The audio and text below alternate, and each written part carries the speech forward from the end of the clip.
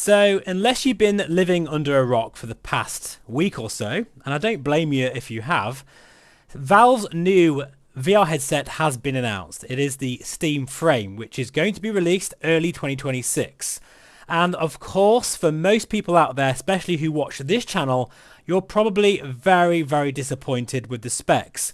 But it's not all about the spec sheet. I've said this many times before, even when reviewing a VR headset, that it's how it's implemented, how the optics feel, how the whole package works. And this is Valve we're talking about. So I think it's fair to say that this will be a fantastic VR headset, even though the specification is rather lackluster. This next thing I'm going to say might hit a little hard for some people, but it's fair to say that people have become jaded about the amount of money it means to get micro OLED into VR headsets and the high-end cost of all these mixed reality cameras such as the Somnium VR1 and the Pimax Dream Air. Those kind of headsets, you know, they are really super high-end, and micro OLED is very, very expensive. I did not expect for a second that Valve would use micro OLED in this headset. There's absolutely no way. It would cost so much money. And this headset is really for the mainstream. And that's my first point. This is going to be a big deal for the simple fact that this will bring, hopefully, VR back into mainstream adoption once again. At the moment, we've only really got Meta that are the top dog when it comes to mid-range VR for everyone. So we really need a new player, a player that really puts gaming at the forefront of their ethos as a company, and that is Valve. I do feel that this headset has a more emphasis on PC VR streaming first, then standalone, rather than the other way round, such as the Quest 3, which has standalone first, then PC streaming. Let me explain, or at least try and explain. This new headset from Valve has a Wi-Fi 6 dongle, which hopefully enhances PC VR streaming to make it very indistinguishable from using a DisplayPort connection.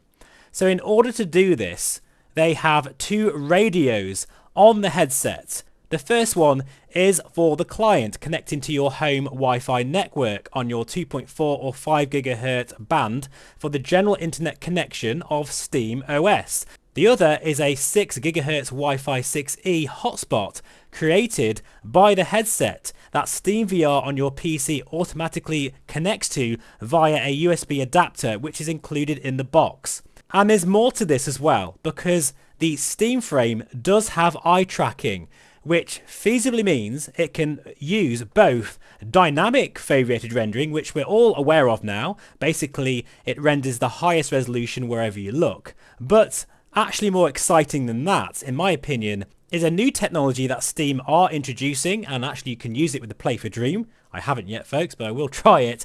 And that is foveated encoding, which basically means wherever you look, it will give you the best bitrate. That together with maybe DFR with a very good latency should be pretty damn special. Now, of course, like I've said, you can use this with the Play for Dream with its 4K micro OLED displays, and I can't wait to try that. People on my Discord are raving about it. They're saying that it is as good as a DisplayPort connection.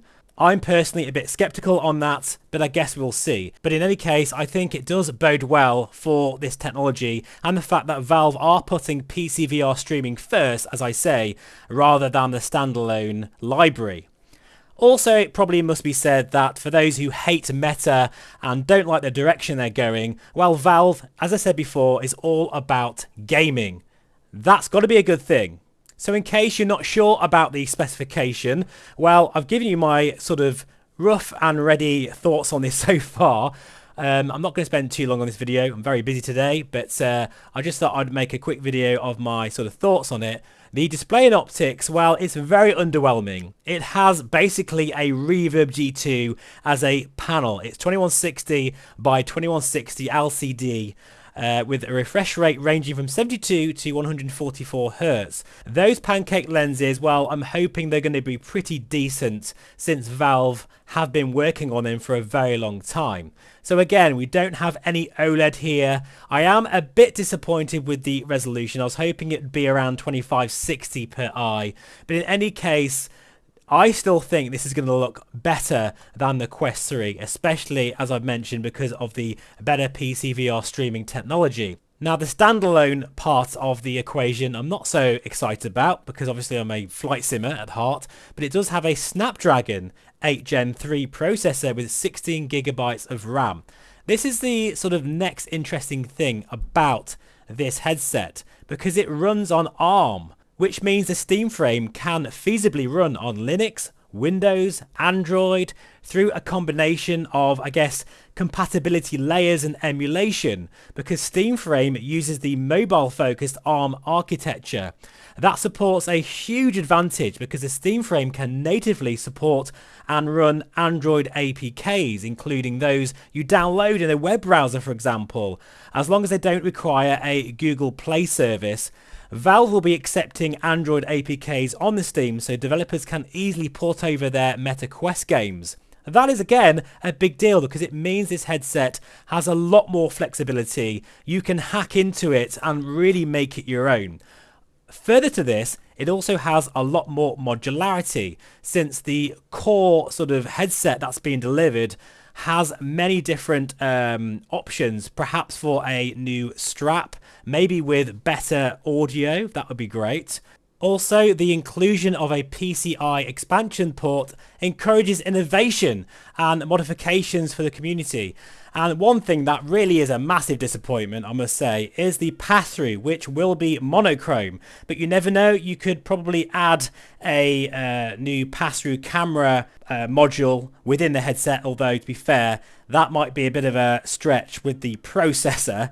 But even perhaps hand tracking or other modules could be adapted to it. And I do feel this will probably be the most modded headset we've seen from any VR manufacturer. I can't wait to see what people do with it. Now, of course, in terms of tracking, they have ditched the usual base station tracking, which I'm not at all surprised about. And it's going to have inside-out tracking with the ability to actually track at night. I do love that. That is very cool.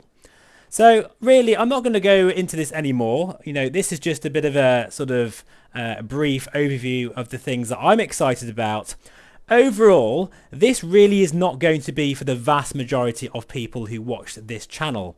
I really feel, if anything, it's made VR manufacturers such as Pimax, well, I actually appreciate them more now, if I'm honest, because of what they're doing, the innovations they're making, and the high-resolution, beautiful displays that they're putting in their VR headsets for a decent price, considering how much Micro OLED is, for example, and even QLED high-resolution panels of 50 ppd.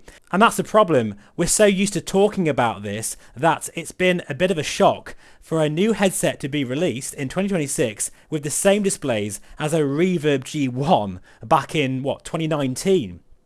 That is a huge disappointment, especially for those out there that really favour high-fidelity cockpits and experiences when flying. So, yes, I do feel that for most of you out there, it's just not going to be for you. However, I really don't know this until I go hands-on with it. This could be, one of those headsets that defies its specification. As I've said at the start of this video, it's not all about the spec sheet. It's about how it all fits together. And I do feel the way Valve have implemented all of these exciting features, not only so many different ways of playing your VR games, such as flat screen, as well as obviously standalone. The fact they've got a great ecosystem now with the Steam Deck, as well as that brand new console thing, which obviously I'm not interested in. But, it really does show that Valve are committed to VR. And this is what we need right now, folks, is a decent mid-range headset. But I do wish those displays were just a bit better. What are your thoughts on this, folks? Let me know in the comments below. And if you would like me to buy one for the channel, I would be very happy to do so. But I've got a feeling for most of you out there, it's not going to be something that you're looking to pick up. I might be wrong though. So as I say, do share your thoughts in the comments below. Thanks for watching. I'll see you again very soon. Bye-bye for now.